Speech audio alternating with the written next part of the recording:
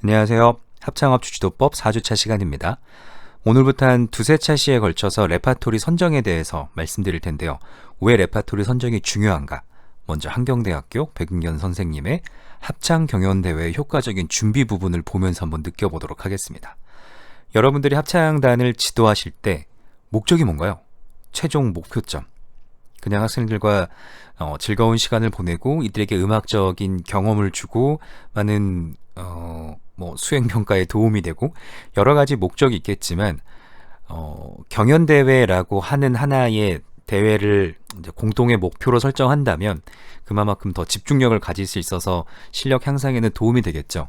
반드시 합창단의 목표가 이런 대회 수상을 목표로 해야 되는 건 아니지만 분명히 일정 부분 도움이 될 겁니다. 그런 합창 경연대회를 효과적으로 준비하려면 어떻게 해야 되는가? 두 가지를 기억해라.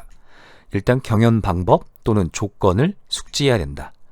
경연에는 많은 조건들이 따릅니다. 무반주를 할 것인가, 반주, 전통과 현대, 비종교와 종교 등 그 경연대회가 원하는 다양한 카테고리들이 있다는 얘기예요. 그 카테고리에 우리 합창단이 맞는가 신중하게 선택해야 됩니다.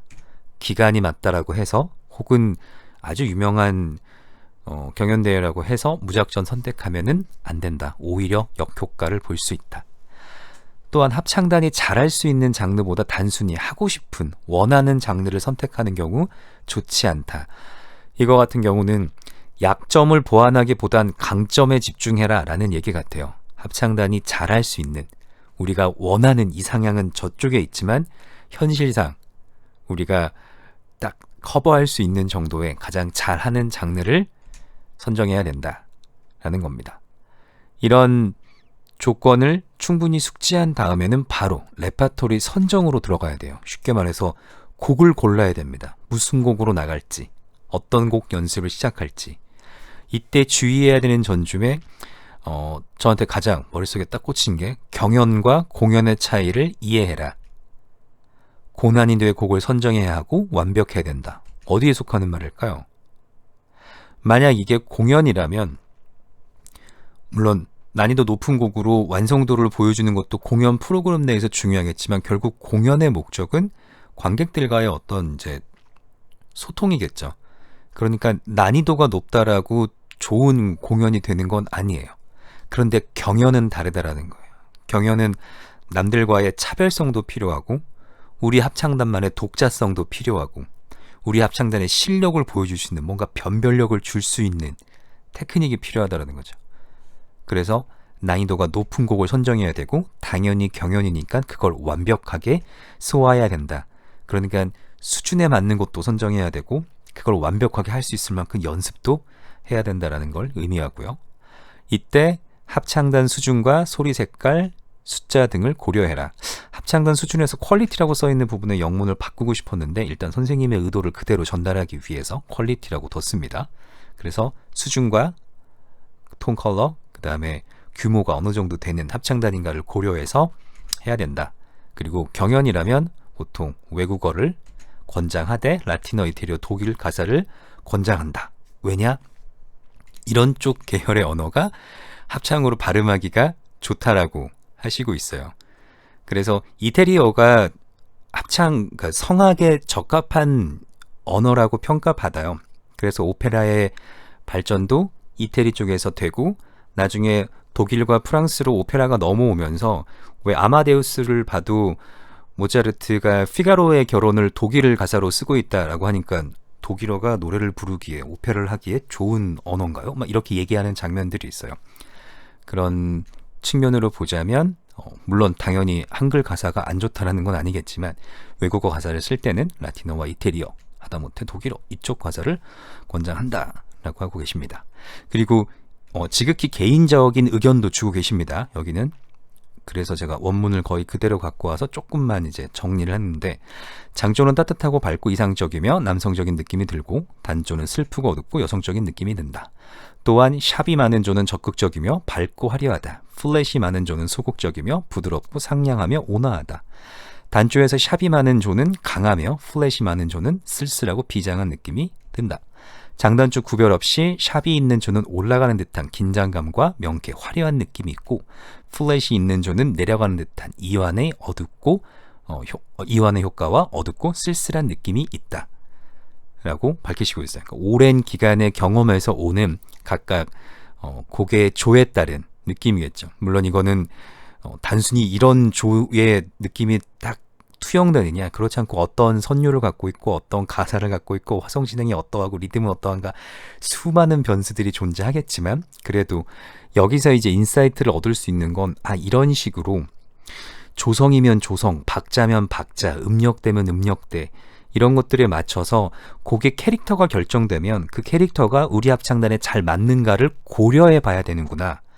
이게 이런 프로페셔널한 합창단을 이끄시는 분들의 시각을 갖고 있는 분들의 어떤 노하우구나, 이런 것들을 보실 수 있겠죠.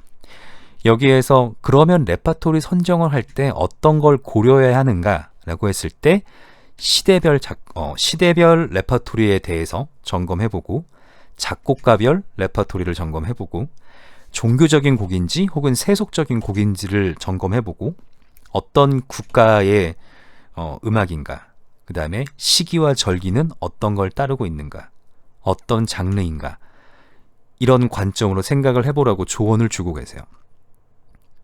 머릿속에 딱 떠오르는 프로세스가 있으신가요? 가상으로 생각해보죠. 정말로 합창 경연대회를 준비하셔야 돼요. 합창단을 맡으셨습니다. 3달 뒤에 합창 경연대회가 있는데 우리 그 합창 경연대회에 참가한다. 우리의 목표는 동상이다.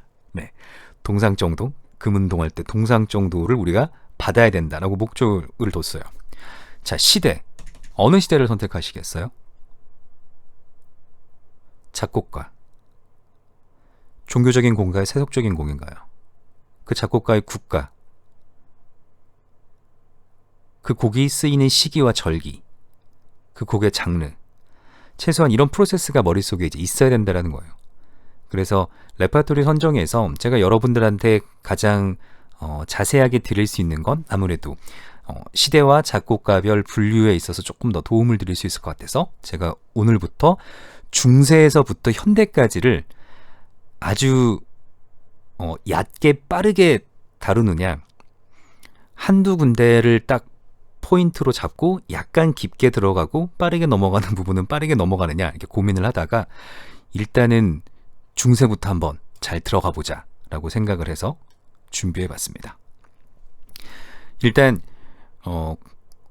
고대의 음악은 기록되어 있지 않으니까 재현할 수 없고, 음악을 재현할 수 있는 시점에서부터 우리가 접할 수 있는 가장 오래된 음악이 이제 중세시대 음악이에요. 중세시대 음악, 일단 교회 음악인가요? 세속 음악인가요? 종교 음악이에요. 르네상스, 종교 음악이에요. 바로크, 세속 음악도 많이 생겼지만 거진 종교 음악이에요. 그래서 특히나 합창이라는 부분에서 있어서 교회에서 처음부터 악기 연주하면서 반주하지 않았어요. 합창음악은 100개의 곡이 있다면 또 100개의 곡을 비교하는데 거의 95% 이상이 교회 곡이라고 생각하셔도 크게 틀리지 않아요. 그렇게 교회에서부터 발전해 온 게 이 합창음악의 그 역사가 그대로 투영이 됩니다. 그래서 중세시대, 르네상스, 바로크까지 오면서 거의 대부분 교회 음악을 보시게 되고요. 그런 음악들에서 세속음악이 발전하면 악기가 추가되고 새로운 폼이 만들어지고, 그렇게 만들어지는 최초의 어떤 커다란 세속음악 폼이 오페라가 돼요. 가사를 가진, 성악을 가진 최초의 그 세속음악의 큰 폼. 바로크 시대부터 시작됐죠, 오페라. 그러니까 그 이전까지의 모든 사람이 노래로 부르는 곡은 거의 교회 음악이라고 생각하시면 돼요. 그렇지 않은 세속음악들은 음유 시인들에 의해서 이렇게 떠돌면서 부르는, 그런데 그 멜로디조차도 교회의 그레고리안 찬트에서 가져온 멜로디. 교회 음악의 중요성이 딱 이렇게 포지션이 됩니다. 중세시대는 500년부터 대략 1500년까지라고 보시면 돼요. 약간 플러스 마이너스 차이는 있지만 500년부터 1500년까지고, 그 1000년 동안의 시기, 한 900년에서 1000년 동안의 시기 동안의 음악이 거의 9세기 이후부터 기록되기 시작해요. 그러니까 서양 음악사에서 큰 포지션을 차지하고 있지만 가장 자료가 많이 남아있지 않은 시대에 속합니다. 그럼 이 중세 시대에서 우리가 레파토리로 뽑아올 때 가장 좋은 건 무엇인가? 당연히 그레고리안 성가겠죠. 그레고리안 성가, 제가 교회음악 전공하시는 분한테 들었는데 그레고리오 성가라고 해야 되고 그레고리안 찬트라고 해야 된대요. 공식적인 용어래요. 제가 이 부분은 안 고쳐놨고 이 부분은 고쳐놓은 것 같습니다. 그레고리오 성가, 그레고리안 찬트라고 한대요. 공식적인 말로. 자, 그레고리오 성가, 일단 플레인 찬트, 평성가, 그리스도교의 종교의식을 위해서 만들어진 중세 교회 음악을 통칭합니다. 그러니까 우리가 알고 있는 모든 그레고리오 성가는 평성가에 속하는 거예요. 그 그레고리오 성가의 특징은 평성가의 가장 중요한 지역, 성가, 프랑스, 라틴어 가사, 대부분 시편, 나머지 성서에 있는 가사와 새로 작시된 창가, 무반주, 아카펠라라고 돼 있죠.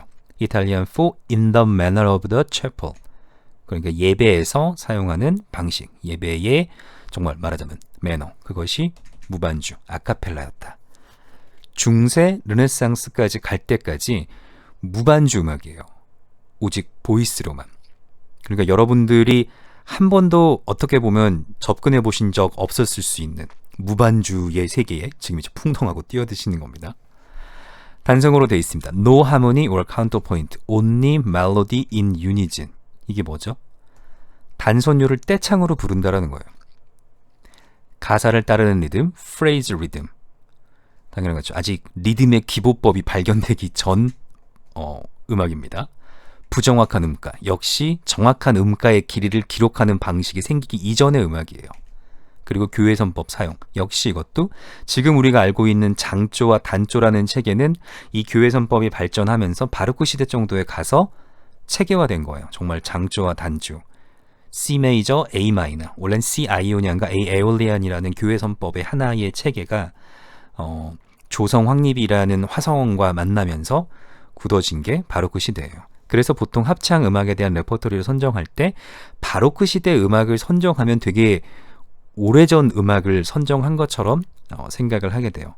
그런데 여러분들의 레퍼토리 영역을 조금 더 확장시켜 보면 그레고리오 성가라는 엄청난 영역이 있구나 라고 보시면 됩니다. 일단 아베 마리 스텔라라는 곡을 잠깐 볼게요. 이 줄이 몇 개인가요? 4개죠. 4선부 악보입니다. 뭔가 특별 활동을 하신다면 이 4선부 악보를 보고 음악을 불러보는 것도 좋은 액티비티가 되겠죠. 줄이 몇 개 있던 간에 이 클래프라고 말하는 자리표를 볼 줄 알면 사실 악보 보는 건 금방 익숙해져요. 지금 5선부 악보만 사용하는 것 같아도 기타는 6줄입니다. 그래서 5선부 악보 못 보는 사람은 기타 타브 악보로 봐요. 타브 악보는 6줄로 되어 있어요. 기타의 한 줄씩을 악보로 표현합니다. 당연히 베이스 기타의 타브 악보는 4줄로 되어 있겠죠. 5선부 악보만이 있다라고 생각하실 필요 없습니다. 물론 이 4선부 악보를 이렇게 모던 노테이션 5선부로 바꾸면 대략 이래요. 그래서 이 조표 표기가 지금 얘가 이제 C 클랩입니다. C 자리가 어딘지를 나타내 주는 애예요. 그러다 보니까 도, 시, 라, 솔, 파, 미, 레. 아, 얘는 레구나. 레에서 시작해서 이렇게 시작되고 있죠. 잠깐 이의 사운드를 들어보시면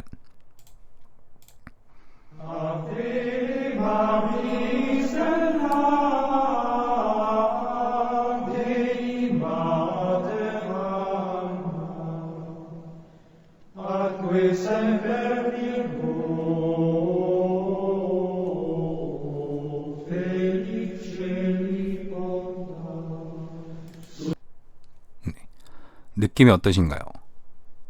요즘 듣는 음악들과는 조금 다르죠. 이게 교회선법을 사용하기 때문에 우리가 듣던 이제 조성 체계의 어떤 종지 형태, 멜로디의 방향, 스케일의 사용 등이 조금 달라서 그래요. 그래서 이 악보를 보시면서 이런 리가투레라는 리드맥 표현 방식들도 자유롭게 한번 응용해 보실 수 있고요. 이 곡을 만약에 하나의 그 발성 혹은 연습 시작 전에 시작곡으로 선택하신다면 학생들한테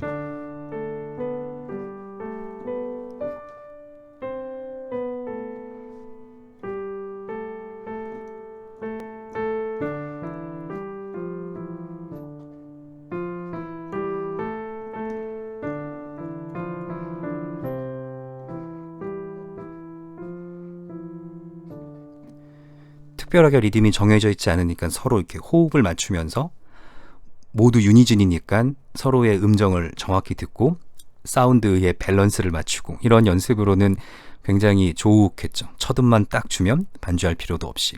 그리고 아무래도 이제 교회 선거다 보니까 너무 화려하게 장식해서 노래를 부르기보다는 조금 더 이제 경건하고 순수하게 정말 그 공간의 울림을 충분히 느껴볼 수 있는 아주 좋은 레퍼토리입니다. 그러니까 시작 뭔가 교회 음악, 합창 음악의 시작이라면 당연히 그레고리오 성가에 대해서 한번 접근을 해보시면 굉장히 재미있으실 거예요. 빅팀의 파스찰리 라우데스라고 읽을 것 같아요. 네, 그냥 읽으면 세퀀시아 인디 레저렉션이스라고 써 있습니다. 무슨 곡 같으신가요? 여기에 세쿠엔시아라고 써 있는 게 이제 부속가고요.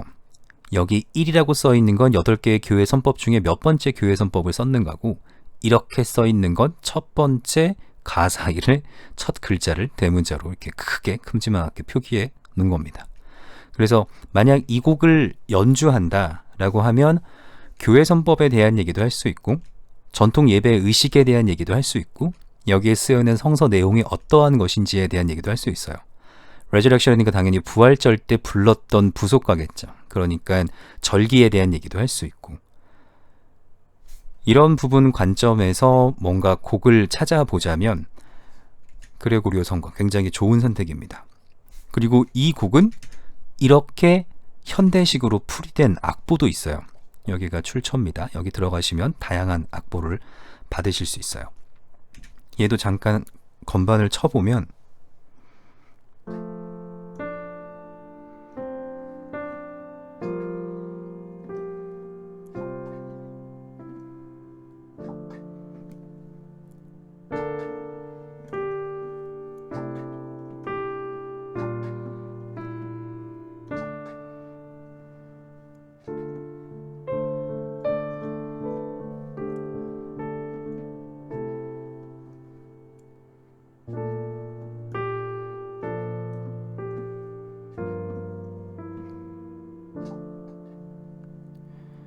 네, 최대한 그냥 깔끔하게 치려고 했는데 이 음악은 검은 사제들에서 강동원이 부른 곡이에요.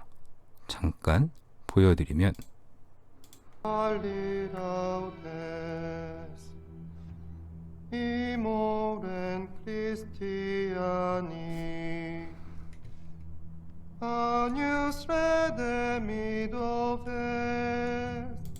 네, 아마 저작권 때문에 잘릴 수도 있을 것 같은데 혹시 잘리면 이 링크로 들어와서 보시기 바랍니다. 그래서 학생들이 와 이런 노래 어떻게 불러요? 라고 하면 검은 사제들의 강동원 모습을 보여주시면서 도입부에서 동기부여를 해주시면 될 것 같아요. 그래서 이 그레고리오 성가도 얼마든지 각각 사성부의 합창으로도 얼마든지 부를 수 있고요. 나머지 파트가 화성을 만들고 있을 때 선율을 넣을 수 있고 이게 약간 낭만 음악처럼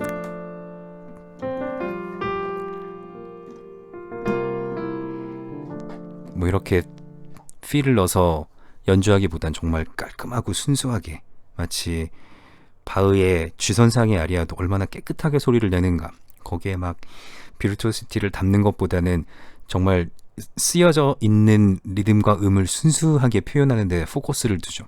역시 이런 그레고리오 성가도 그런 식으로 표현을 할 수 있으니까 무반주의 어떤 레파토리가 필요하시다. 그레고리오 성가 선택해 보시면 됩니다. 그러면 모든 사람이 다 단성만 부른다. 이것 또한 재미가 없겠죠. 그 단성이 다성으로 발전되는 건 어떠한가? 여기서 두 가지만 기억하시면 됩니다. 아르스 안티쿠아와 안티쿠아가 안틱이면 뉴가 있겠죠. 아르스 노바가 있습니다. 뒤에 있는 아르스 노바가 있습니다. 자, 아르스 안티쿠아에서 오르가눔이라는 걸 기억하시면 돼요. 오르가눔은 이제 단선율이 있을 때 여기서 말하는 선율은 모두 다 앞에서 봤던 그레고리오 성가의 선율입니다. 이 그레고리오 성가의 선율을 어떻게 다성음악으로 부를 수 있었을까 이제 고민을 해봤을 거예요. 그러다가 일정 음정을 더해봤겠죠. 일정 음정을 더하니까 우와 이런 독특한 사운드가 만들어지네 라고 해서 이제 발생하게 되는 게 다성음악의 순서예요. 여기는 병행 오르가눔, 드론 오르가눔, 플로리드 오르가눔 여러 가지 오르가눔의 방법들이 있지만 우리가 음악 형식과 분석 수업이라면 좀 자세하게 다루겠지만 일단 굵직굵직한 것만 짚고 넘어가 보면 이 아르스 안티쿠아 시대 두 명의 작곡가가 있습니다. 레오넨과 페로탱이에요. 둘 다 프랑스를 기반으로 하고 있기 때문에 페로탱이라고 읽으시면 되고요. 레오낭 이렇게 읽으시면 됩니다. 그러니까 레오넨과 페로탱인데 이 두 사람이 만들어낸 음악이 이 시대의 아르스 안티쿠아, 그 노틀담 성당을 기반으로 했던 아르스 안티쿠아의 음악입니다. 그 중에 레오넨이 리드믹 모드라는 걸 만들어요. 여기엔 리듬이 없었습니다. 그런데 여기에서는 리듬이 생겨요. 그래서 기본적으로 1, 2, 3, 1, 2, 3, 1, 2, 3, 2, 2, 3 세 개의 박동감을 기본으로 한 리듬을 만듭니다. 왜 세 개냐? 성부, 성자, 성령, 트리니티 세 개이기 때문에. 그래서 교회 음악에서 초창기 합창 음악에서 3이라는 숫자는 굉장히 중요해요. 얘도 점 2분음표죠. 표죠. 하나, 둘, 셋, 둘, 둘, 셋 이렇게 세 개로 갑니다. 그러고 나서 이제 아르스 노바에서 두 개로 나누는 것도 사용하면서 이제 새로운 리드믹 형태들을 만들어내요. 자, 이런 리듬 형태가 만들어지면서 음악이 발전하기 시작하는데 이거를 또 순서대로 보면 굉장히 복잡하니까 일단 이렇게 한번 보시죠. 오르가눔 드 플럼 for Christmas Day 이렇게 써 있습니다. Fiderunt omnes. 네, 드 플럼이라는 건 이성부를 얘기하고요. 크리스마스 이거 모르시는 분 없겠죠. 크리스마스 때 불렀던 오르가눔입니다. 그러면 오르가눔이 있을 때 하나의 지속되는 사운드가 있고 그 위로 선율을 부르면 이걸 이제 드론 오르가눔이라고 해요. 드론이라고 말하는 게 지금 우리가 이렇게 윙 하고 띄우는 그 드론이에요. 근데 그 드론이 원래는 뭘 말하냐면 저성부의 지속음을 말합니다. 그리고 이 드론이란 말이 저성부의 저 지속음이 잘못 나온 것 같아 라고 하는 게 포 부르동이에요. 포 부르동 할 때 부르동이 드론이라는 뜻입니다. 그래서 나중에 이제 임용고시 볼 때 아마 생각이 나실 거예요. 이 드론, 이 오르가눔 양식이 이제 디스칸트 양식 이런 식으로 이제 분류가 되는데 여기를 보시면 오르가눔 제가 말씀드렸던 두 개 하나의 선율이 있을 때 어떻게 하나의 다른 성부를 추가할 수 있는가. 플레인 챈트 평성가죠. 모든 사람이 다 동일한 방식으로 동일한 멜로디를 부르는 거. 그 다음에 디스칸트 이 오르가눔에서 한 단계 더 아래쪽에 있는 부분에 새롭게 선율이 조금 더 잘게 만들어지고 그 위로 이 리드믹 모티브를 가진 리드믹 모드를 가진 친구들이 등장하면 그게 디스칸트가 됩니다. 이 디스칸트 부분을 재작곡하면 클라우줄라가 되고요. 이 클라우줄라 부분에 가사를 붙이면 그게 모테트가 돼요. 이 과정도 한번 기억해 보시면 되겠습니다. 잠깐 흐름만 보면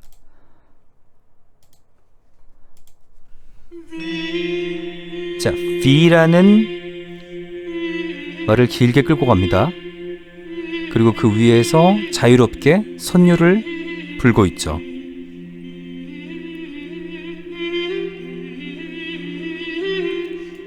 만약에 이런 형태의 레퍼토리를 선정하셨다.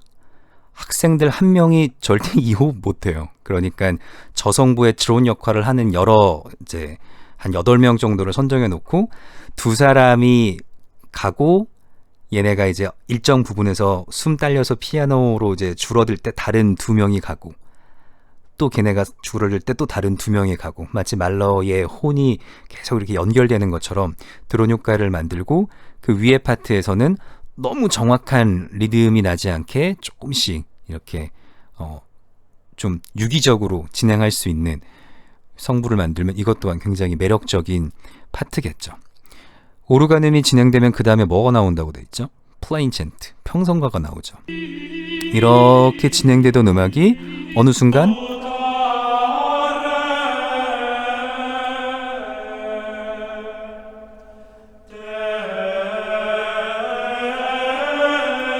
다시 우리가 단성부 떼창이라고 말하는 플레인 챈트로 돌아옵니다.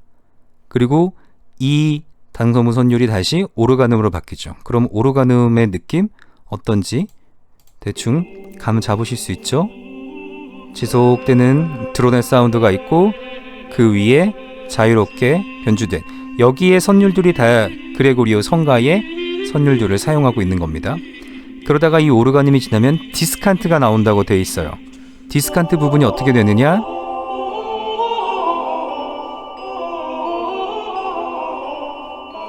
네, 여기서부터입니다. 두부터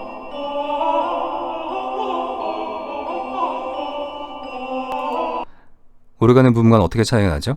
아래쪽에서 길게 지속되고 한 성부만 말하자면 이제 솔로를 했고 박동감을 전혀 느낄 수 없었다면 디스칸트 부분에서부터는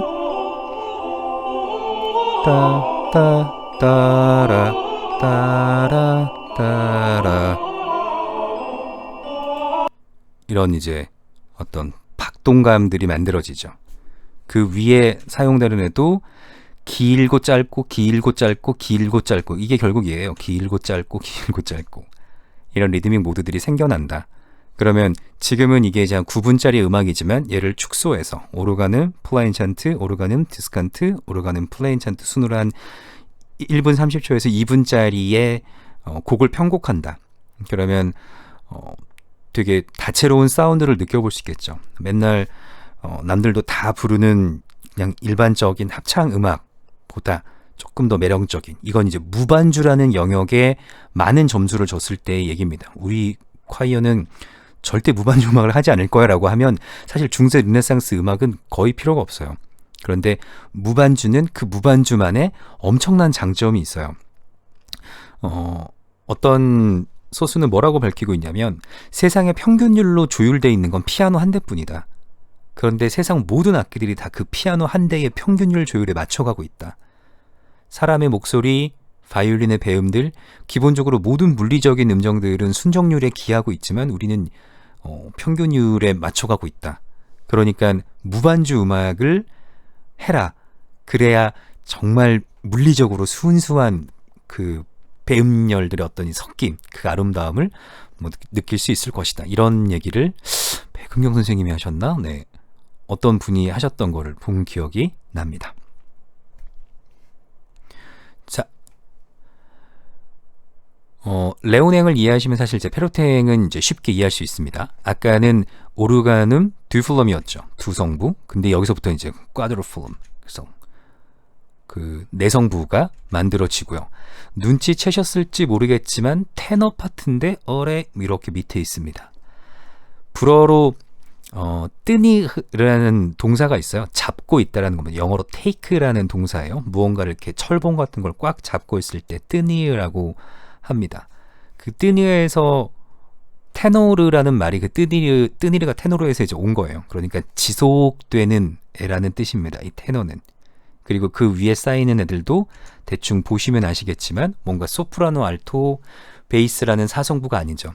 그러니까 지금의 SATB 형식은 생각보다 뒤늦게 만들어져 있어요. 바로크 시대 정도나 가야 상성부와 저성부의 중요성이 만들어지면서 소프라노, 알토, 테너, 베이스라는 체계가 만들어지지. 그 이전에는 테너가 가장 중요한 역할을 해요. 테너 파트에서 어떤 성부를 부르는가에 따라서. 그러니까 합창단의 편성이 어떻게 돼 있는가에 따라서 이런 곡들도 아마 한 번씩 좀 새로운 시도로 생각해 보시면 재밌을 것 같습니다.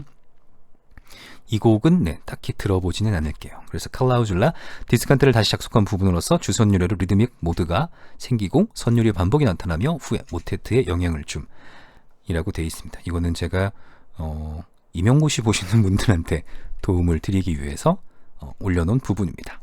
자, 다시 정리하지만 아르스 안티쿠와 레오냉과 페로탱, 그 이전에 썼던 그레고리오 성가, 단성가, 모든 건 무반주, 단성, 떼창, 그 단성 밑에 하나의 성부가 추가되면서 만들어지는 오르가눔, 그 오르가눔의 리듬들이 생기기 시작하면서 발전되는 형태까지가 여기에요.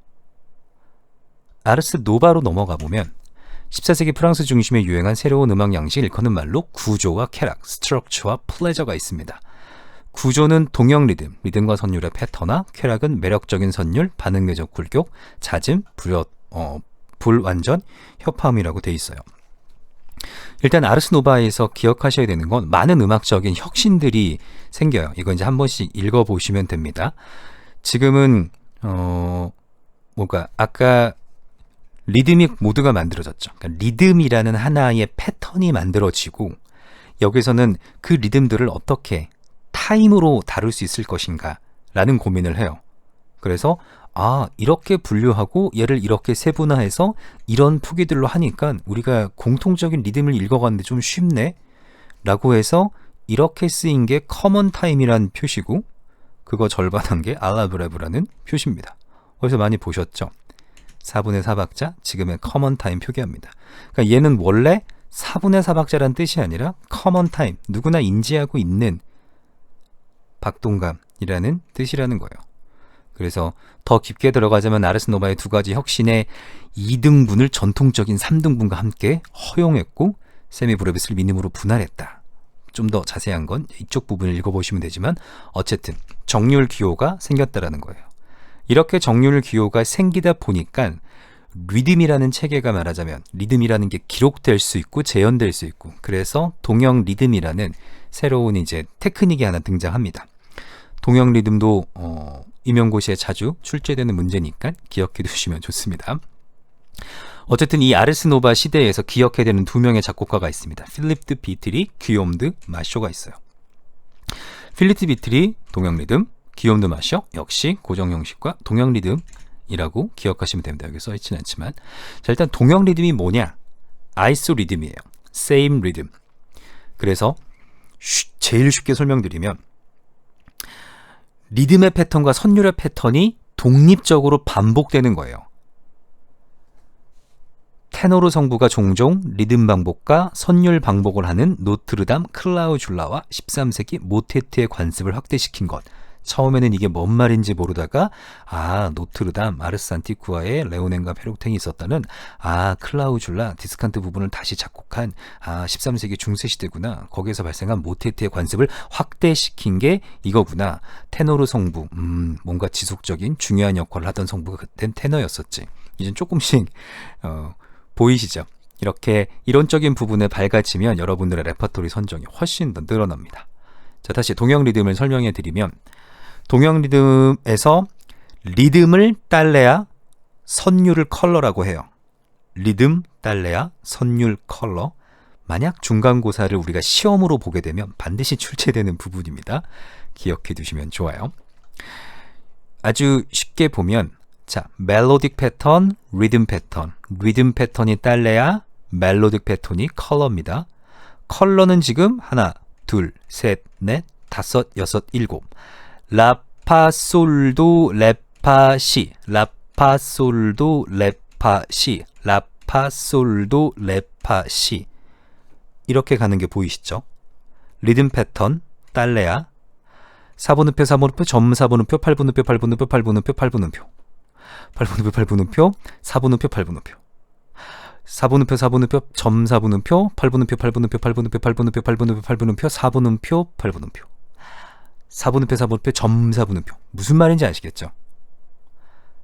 두 개의 패턴을 만들어 놓고 시작해서 계속 굴려가는 거예요. 독립적으로. 이렇게 구조가 만들어지고 이렇게 설명하면 이 구조가 논리적으로 완벽하죠. 이 멜로디 어떻게 만든 겁니까? 라고 했을 때 라도 솔도 라파 솔도 레파 시라는 컬러와 딴 이라는 딸레아를 섞어서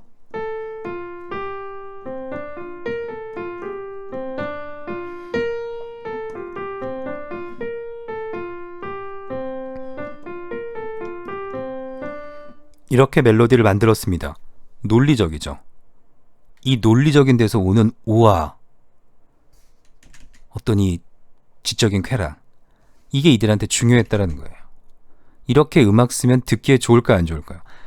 어려워요. 음악이 어떤 이제 원리와 규칙에 집중할수록 듣기는 조금 힘들어져요. 물론 그거 자체가 즐거울 수도 있겠지만 예를 들어 12음열 같은 경우 듣기에 좋은가요? 아주 과학적이고 논리적인 곡이지만 듣기는 조금 힘들어요.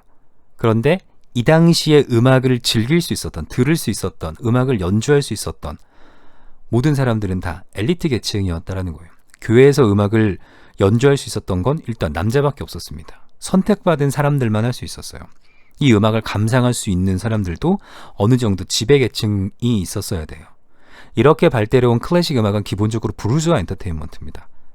그렇기 때문에 우리가 합창의 어떤 레퍼토리를 선정할 때도 세크럴 뮤직이라고 하는 종교 음악과 세속 음악에 대한 명확한 구분도 한번 이제 지어봐야 되지만, 이 곡이 쓰였던 목적이 뭔가, 어떤 계층들이 즐겼던 음악이고 어떤 방식으로 연주됐었는가, 이런 것들을 잘 해석하기 위해서는 시대적인 배경에 대한, 그 당시 음악에 대한 생각들, 이런 것들이 조금 더 필요해요. 이 그레고리안 찬트 선율을 이 리듬에 덧붙이면 레, 라, 도, 레, 레, 레, 도, 레라, 도, 레, 레, 레, 도, 레파, 레, 도, 레. 어떻게 편곡하실 수 있겠죠. 여러분들이 어떤 그레고리안 성가가 마음에 드는데 내가 이걸 학생들한테 부를 수 있게끔 정형화된 악보로 줘야겠다. 근데 어떻게 만들지? 아이소리듬 생각해 보시면 돼요. 아이소리듬 생각해서 얘들아, 선생님이 어젯밤에 편곡했단다.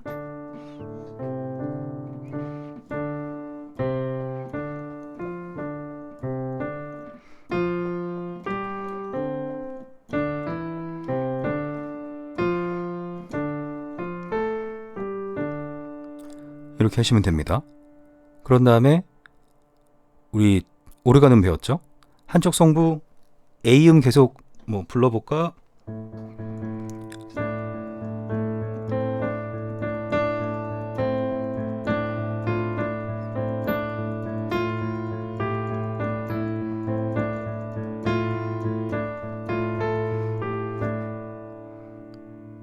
얘는 물론 하고 이제 계속 하고 있어야겠죠. 이렇게 한번 부르고 그 다음에 또 다음 주쯤에 새로운 편곡을 하시는 거죠. 예를 들면 이번에는 다른 화성을 전혀 붙여보면,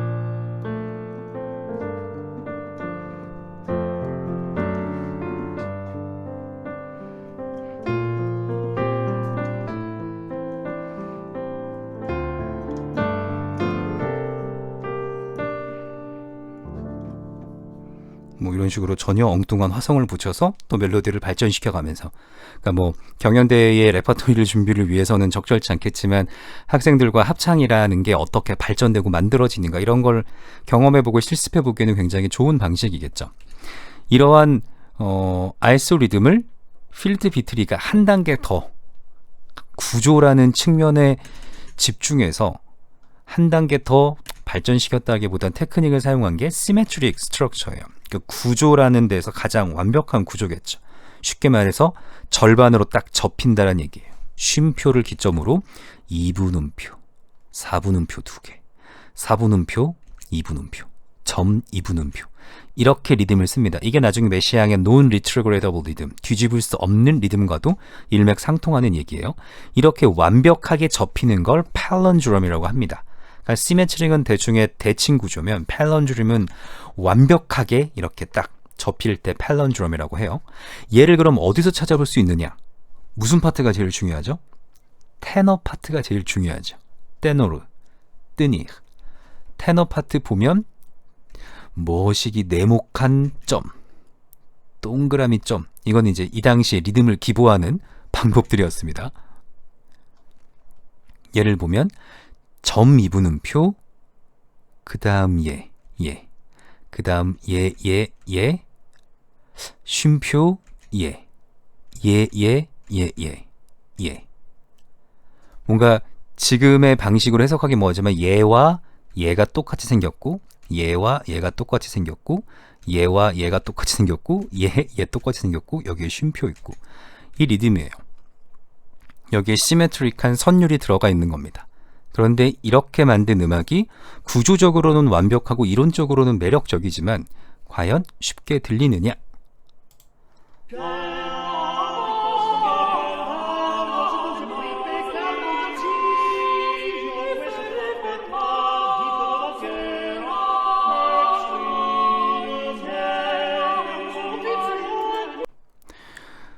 물론 이런 곡 하나 완성해서 우리가 얼마나 어려운 곡을 부를 수 있는가 테크닉을 보여주겠다. 사실 뭐 이렇게 지금 현대 음악과 비교했을 때 뭐 그렇게 어려운 테크닉도 아니에요. 그냥 각 성부가 각자 독자적인 가사를 갖고 있다라는 것과 각 성부가 다른 성부와의 어떤 어울림을 생각하지 않고 독자적인 움직임을 가고 있다라는 거예요. 이게 다성부 음악입니다. 이 다성부 음악이 서로 성부 간의 연결과 협화를 생각해야지라는 게 르네상스의 이제 대의법이 등장하면서부터 나와요.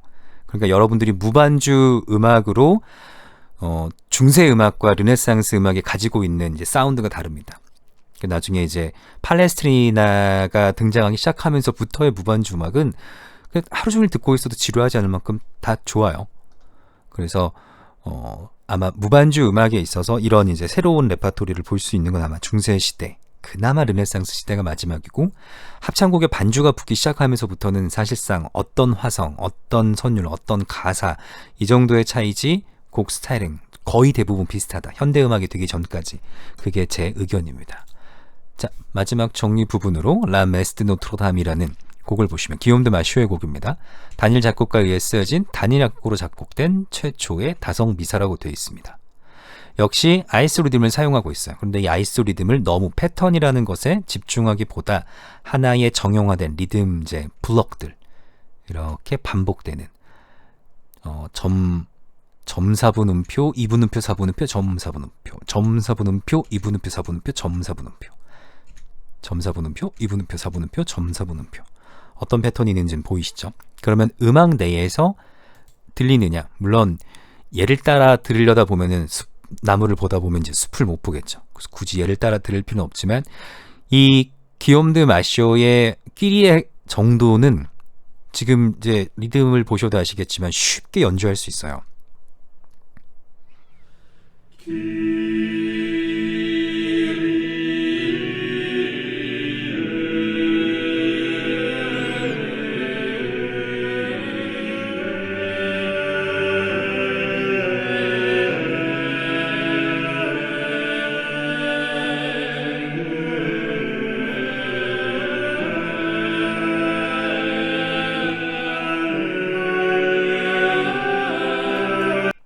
네, 일단 시간이 되실 때 끝까지 들어보시면 좋으실 거예요. 아마 저작권이 잘릴 수도 있으니까 혹시 잘려 있으면 링크로 돌아와서 한번 들어보시고요. 아까 음악보다는 조금 더 점잖죠. 네. 그래서 이 중세시대 음악 내에서 어떤 레퍼토리를 선정해 보고 싶으시다. 그러면 일단 제가 가장 추천드리는 건 하나의 그레고리오 성가를 선정하셔서 학생들의 호흡을 맞춰보는 시작 어떤 발성 연습곡 혹은 이제 서로의 협동심을 체크할 수 있는 사운드의 볼륨, 뭔가 마이크 테스트하겠습니다 1, 2, 3 하는 그런 이제 시그널 곡으로 하나 사용해 보시면 좋을 것 같고요. 그 그레고리오 성가를 다양한 방식으로 다성부화 시킨 걸 선생님께서 직접 편곡하셔서 학생들한테 이 시대의 어떤 음악적인 발전과 흐름들 이런 것들을 얘기해 주시면서 중세시대가 갖고 있는 1000년의 시간이에요. 그 시간 동안 음악이 기록되기 시작한 것만도 500년입니다. 바로크 시대가 1600년이니까 아직도 500년의 시대가 안 됐어요. 그러니까 중세시대가 시기적으로 보면 엄청난 시간을 갖고 있는 건데 우리가 음악을 기억하는 방식이 두 가지입니다. 악보로 기억하거나 레코딩으로 기억하거나. 근데 레코딩은 1900년대 이후에 나왔으니까 그 전에 음악들은 모두 기록된 걸로 학습을 해야 되는데 중세시대는 그 기록하는 방식의 체계가 없었어요. 손으로 악보를 기록할 수 있다 하더라도 기록할 수 있는 악보 체계가 없었고 기록한다 하더라도 프린팅 시스템이 없었고 프린팅 시스템은 이제 1500년대부터 이제 말하자면 구텐베르크 이후에 1500년대부터 악보가 프린팅 시스템이 되기 시작하니까 뭔가 이런 정보들이 없고 그나마 있던 정보들도 2차 대전 때 폭탄 터지면서 이제 없어지고 그래서 굉장히 레어템입니다. 그래서 학생들한테 좀 더 흥미로운 얘기들을 많이 아마 하실 수 있을 거예요. 자, 오늘부터 한 두세 번에 걸쳐서 이런 레퍼토리를 볼 텐데 제가 오늘 원래 그 르네상스 시대까지 준비를 했다가 와 이것까지 다 해서는 도저히 수업이 1시간 내에 끝날 수 없겠다라는 생각을 했는데 르네상스 시대에서부터 그 뒤까지 합창에 반주가 들어가면서부터 일정 폼이 소프라노, 알토, 테너, 베이스로 정형화되면서부터는 사실상 이런 이제 새로운 가능성보다는 진짜 악보에 있는 걸 어떤 방식으로 해석할 것인가가 훨씬 더 이제 중요해져요. 그래서 레파토리를 선정할 때 단순히 뭐 박자, 높이, 가사 정도만 보는 것이 아니라 그게 어떤 시대에 어떤 작곡가에 의한 어디에서 연주됐던 어떤 국가, 시기와 절기는 어떠하고 어떤 장르의 곡인가를 좀 더 깊게 들어가 보는 시간이 되시면 되겠습니다. 자, 오늘 좀 여기까지 하겠습니다. 수고하셨습니다.